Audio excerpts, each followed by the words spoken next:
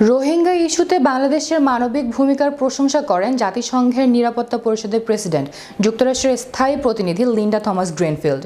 এ সময় তিনি বাংলাদেশ সরকারকে ধন্যবাদও জানান। বিস্তারিত থাকছে ডেস্ক রিপোর্টে।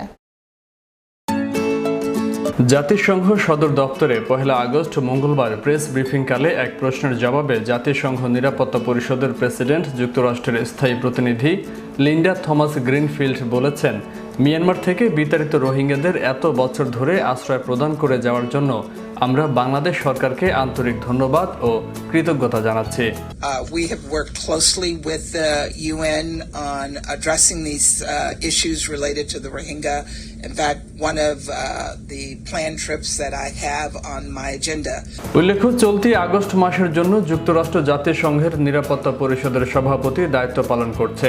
সে উপলক্ষে চলমান পরিস্থিতির পরিপ্রেক্ষিতে নিরাপত্তা পরিষদে তাদের প্রাধিকার নিয়ে সকলকে অবহিত করার জন্য এই ব্রিফিংয়ের আয়োজন করা হয়। রোহিঙ্গা পরিস্থিতি যুক্তরাষ্ট্রের প্রাধিকার তালিকায় আছে উল্লেখ করে রাষ্ট্রদূত লিন্ডা থমাস বলেন, রোহিঙ্গাদের পরিস্থিতির ব্যাপারে আমরা খুবই সজাগ রয়েছি। আমরা জাতিসংঘের সাথে ঘনিষ্ঠভাবে কাজ করছি রোহিঙ্গা ইস্যুতে যথাযথ পদক্ষেপ গ্রহণের জন্য। Is to go to visit that area so that I can highlight the plight of the Rohingya in Bangladesh. I also just want to commend and thank and appreciate Bangladesh for hosting the close to 1 million refugees that they've been hosting.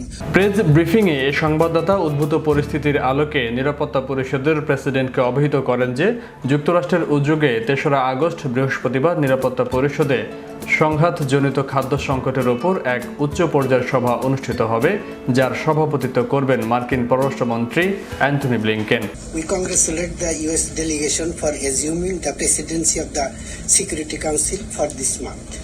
We came to know from your briefing that an open debate is going to be held at the Security Council very soon on conflict and food insecurity.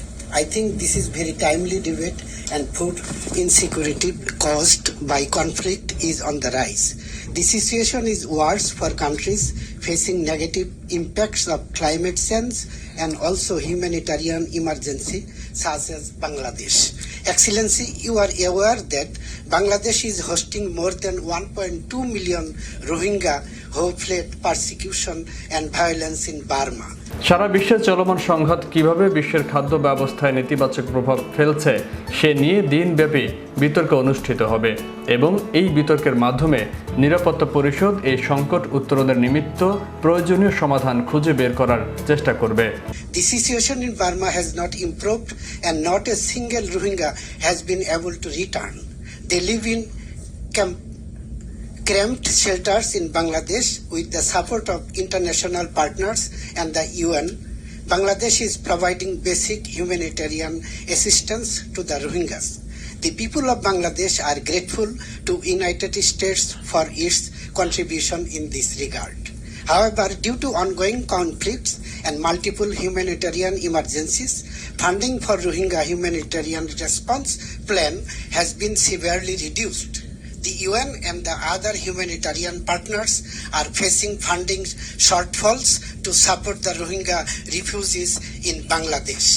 Already World Food Programme and twice implement rations cut in the camp. এ সময় সংবাদদাতা আরও উল্লেখ করেন, বাংলাদেশ যেখানে নিজেই বিদ্যমান জলবায়ু সংকট ও ইউক্রেন যুদ্ধের কারণে তার জনগণের জন্য খাদ্য নিরাপত্তা নিশ্চিত করতে চ্যালেঞ্জের সম্মুখীন হচ্ছে, সেখানে এই পরিস্থিতি বাংলাদেশের জন্য বাড়তি চাপ সৃষ্টি করছে।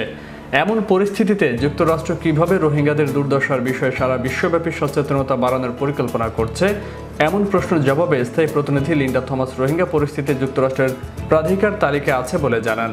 First, from $12 per person, it is relevant to understand everything. First, from $12 per person per month. Let me just start to respond. This is already making their life more difficult. Hey, Given the above, how do you plan to raise awareness on the plight of the Rohingya, including by helping them return to Burma? Linda Thomas আরও বলেন, camp পরিদর্শন করে তিনি সেখানকার বাস্তব পরিস্থিতি সারা বিশ্বের কাছে তুলে ধরতে চান এবং এক্ষেত্রে বাংলাদেশ জাতিসংঘ এবং অন্যান্য আন্তর্জাতিক দাতা সংস্থাদের সাথে একযোগে কাজ করার অঙ্গীকার পুনর্ব্যক্ত করেন। Over many years. We will work with Bangladesh. We will work with the UN and NGOs to ensure that we are responsive to the needs there. And while we are the largest donor, we can't do it all. So we also work to encourage other donors to participate. Biswa Bangla 24 news desk.